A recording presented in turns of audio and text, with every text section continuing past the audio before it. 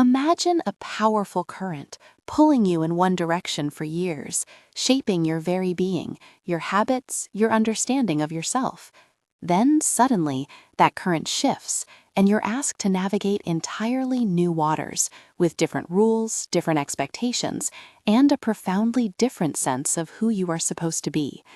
This is a small glimpse into the profound challenge faced by individuals returning to society after incarceration.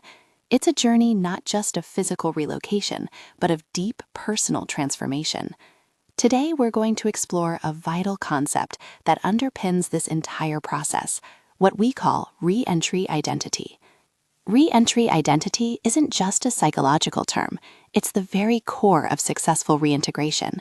It's the intricate, often arduous, process by which someone sheds the heavily stigmatized label of prisoner and painstakingly rebuilds their personal and social identities.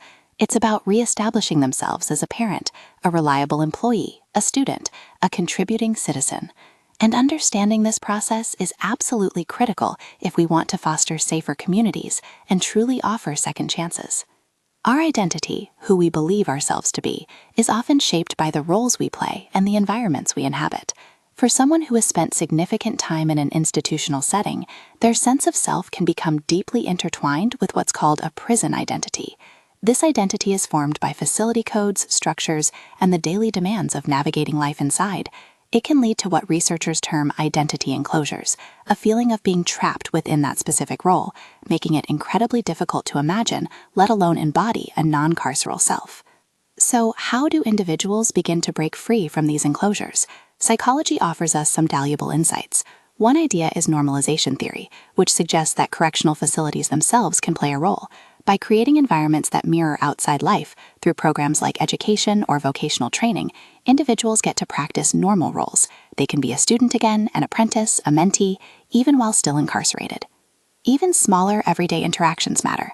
Think of performative spaces within prisons, like visiting rooms. Here, individuals can engage in non-prisoner roles. They can be a loving parent, a concerned sibling, a spouse. These interactions, however brief, offer vital opportunities to shape and test out different facets of their identity. However, the most formidable hurdle in this identity transformation is stigma and labeling theory. A criminal record isn't just a mark on paper. It often translates into persistent social stigma, prejudice, and outright discrimination. Employers might hesitate, landlords might refuse, and even some communities can be unwelcoming. This constant pushback makes it incredibly hard for individuals to form new, positive identities, leading to a frustrating cycle. If someone is consistently treated only as an ex-con, it becomes very difficult for them to see themselves or be seen by others as anything else. And this failure to successfully form a pro-social reentry identity is tragically strongly linked to high rates of recidivism, the return to criminal behavior. Beyond the psychological and social hurdles, there are very tangible, everyday barriers that profoundly impede this identity transformation. Imagine trying to start fresh without basic identification documents, a birth certificate, or a social security card, a surprisingly common challenge. Without these, securing employment, finding stable housing, or even accessing essential services becomes nearly impossible. Combined with limited access to education and vocational training, untreated mental health and substance abuse issues, and often weakened social support networks, and you begin to see the immense pressure. Financial burdens like court fees and restitution weigh heavily, and even restrictions on civic participation, such as voting rights, reinforce the feeling of being an outsider. Now, you might wonder why this topic of reentry identity is so consistently important. While it might not always grab the headlines, its impact reverberates through public safety and community well-being. Government agencies, research bodies, and nonprofit organizations are all deeply invested in this area because they recognize that supporting this identity transformation is key to reducing crime, improving community safety, and addressing systemic inequalities.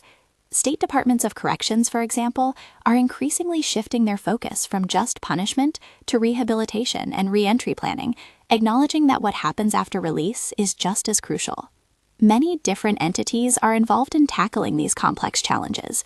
On the government side, the U.S. Department of Justice and state and local departments of corrections are actively developing policies and providing direct assistance.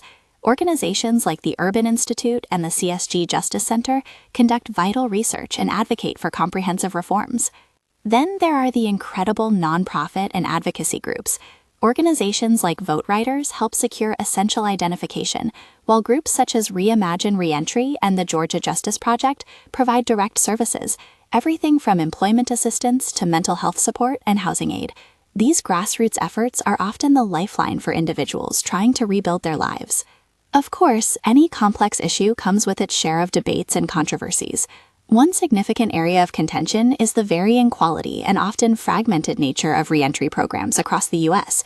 There's a real lack of coordination, leading to inconsistent outcomes for returning citizens. Another core debate centers on where the responsibility lies. Are high recidivism rates primarily due to the thousands of systemic legal and societal barriers, the structural impediments that block progress, or are they more a result of individual choices and deficiencies? It's rarely one or the other, but understanding the balance is crucial for effective intervention. And how do we effectively combat the deep-seated stigma that persists among employers, landlords, and the general public? This isn't just an inconvenience, it's a major roadblock that significantly impedes reintegration. Funding priorities are also a constant discussion. How do we reorient resources to support more effective reentry services, expand prison education, and ensure flexible protocols, both before and after release, especially with limited budgets? There's also an ongoing tension within correctional institutions themselves. Their traditional role has been punitive, but they are increasingly asked to embrace rehabilitative responsibilities. It's challenging to foster a pro-social identity when the environment is fundamentally designed to reinforce a prisoner identity. A very practical and critical advocacy point is the difficulty formerly incarcerated individuals face in simply obtaining government-issued identification, birth certificates, and social security cards upon release. These are not luxuries.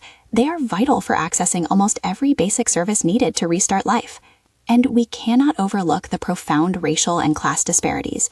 Incarceration and reentry challenges disproportionately impact Black, Latino, Hispanic, and Native American communities, often exacerbated by racialized neighborhood segregation. This demands equitable and targeted reforms. Finally, concerns about negligent hiring laws make many employers hesitant to hire individuals with criminal records, creating substantial barriers to economic self-sufficiency. Looking ahead, the future of reentry identity points towards an increased focus on addressing these systemic barriers and vastly improving program efficacy. There's a growing push to clarify federal policies and coordinate initiatives across various agencies, building on the legacy of past efforts like the Federal Interagency Reentry Council. Advocacy groups are tirelessly working towards legislative changes to facilitate access to identification, combat discrimination, and reform those negligent hiring laws. There's a powerful and growing recognition of the need for truly integrated, equity-driven reentry services that address health, housing, employment, and justice systematically, rather than in isolation.